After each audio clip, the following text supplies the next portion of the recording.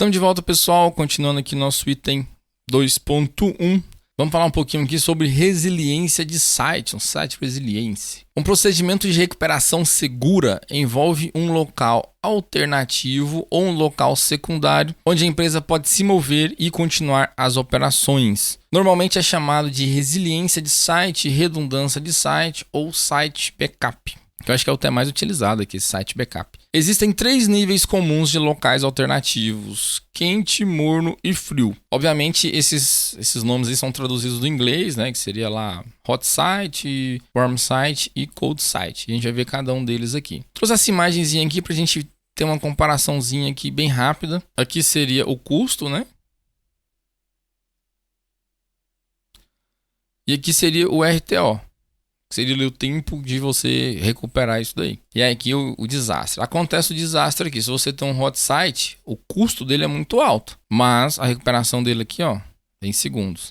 Warm site, a gente está falando de horas, talvez dias. E o cold site, semanas e meses. Mas o custo aqui é bem mais baixo. Já resumi um pouco a aula, mas vamos lá. O hot site, ele é mantido em estado operacional a todo momento e é capaz de assumir o controle do site principal a qualquer momento, sem muito atraso. Ele possui toda a infraestrutura que o site principal. Normalmente são caros para se manter, mas é uma opção eficaz para empresas que precisam de alta disponibilidade. Aquelas empresas ali que, se parar, perdem milhões, obviamente eles vão manter ali um hot site. Às vezes é um ambiente clone do principal, mas às vezes são hardware secundários ali que estão pronto, rodando o sistema, com os dados ali sincronizados a todo momento ali. Às vezes, quando acontece um desastre, perde questão de minutos, no máximo horas ali. E o cold site, que seria o completamente oposto aqui, ele possui uma estrutura básica com eletricidade e acesso à internet somente. Um exemplo aqui, né? A empresa teria que mover o próprio equipamento e o software para o local. É uma opção mais barata, porém que pode levar mais tempo para se tornar operacional. É meio que o seguinte, olha, a gente tem uma salinha numa outra quadra, em outro local, e lá tem um ponto de energia, tem um no-break e a internet lá, o link de internet está lá. Então, se der problema, acontecer alguma coisa aqui, a gente tem que pegar o nosso equipamento, o nosso data center e levar lá para esse cold site. É bem complicado isso daí. Normalmente, algumas empresas têm pelo menos uma estrutura mínima, mas esse cold site pode acontecer.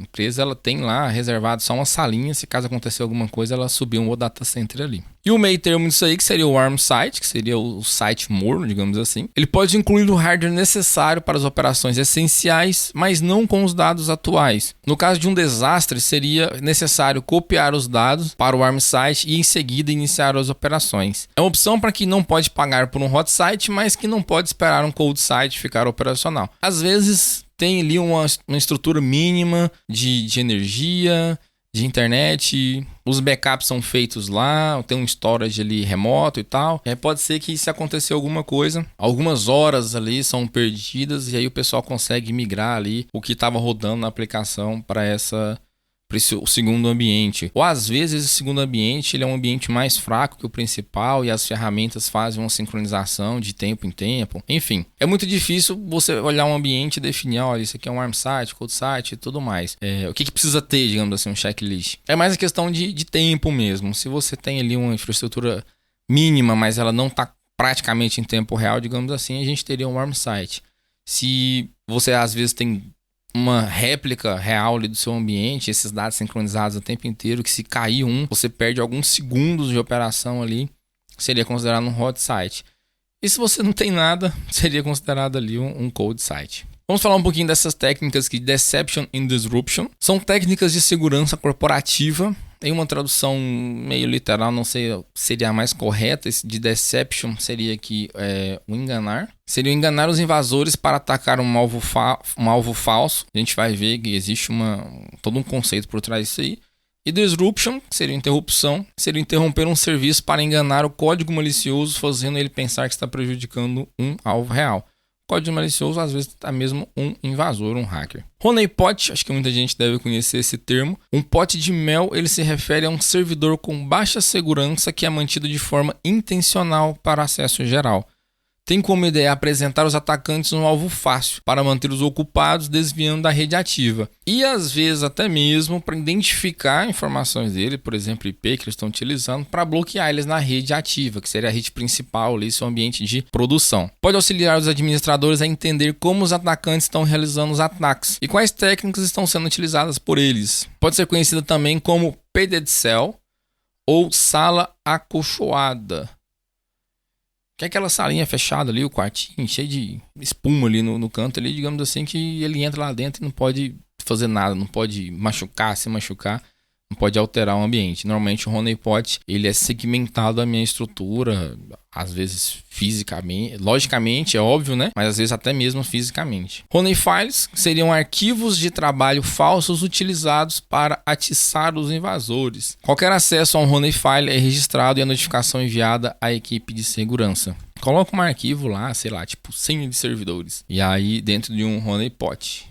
E aí quando o cidadão abre lá, ou pode colocar isso no servidor de arquivo público da empresa, enfim, só para saber quem seriam os curiosos ali. E aí quando alguém acessar, você recebe ali a notificação e pode ser que esse arquivo nem tenha nenhuma informação tão comprometedora assim, às vezes só o nome mesmo, enfim.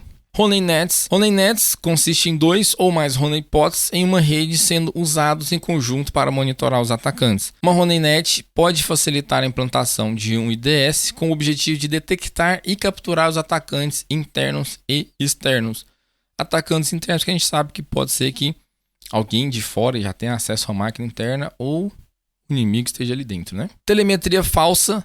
Ela é usada para se defender contra atividades de enumeração e varreduras. Ela irá relatar informações incorretas de forma proposital. Ela pode retornar dados errados, como versões de aplicações, portas abertas, serviços que estão rodando, entre outros. Enfim, você vai colocar um programinha para rodar e aí quando alguém for tentar fazer aquele escaneamento na sua máquina ali do seu ambiente, ela vai devolver informações erradas ali, enfim, versões de sistema operacional erradas e coisas do tipo. E para finalizar aqui, nosso item 2.1, DNS Sinkhole. Ele é um sistema que ajuda a fornecer proteção de domínio e IPs maliciosos conhecidos. Existem vários serviços que fornecem DNS personalizados que não retornarão dados de resolução corretos para qualquer endereço IP ou nome de domínio submetido a ele. Normalmente o pessoal usa isso daí para fazer essa proteção desse domínio malicioso. Enfim, você vai fazer uma requisição lá, uma IP que se sabe que tem uma botnet rodando ali. Esse DNS ele não vai deixar você acessar isso daí. Seria basicamente esse conceito aí de DNS Sinkhole, uma tradução meio literal, sumidouro de DNS, algo assim. Bom, pessoal, terminamos o nosso item 2.1. Vejo vocês na próxima aula. Até mais!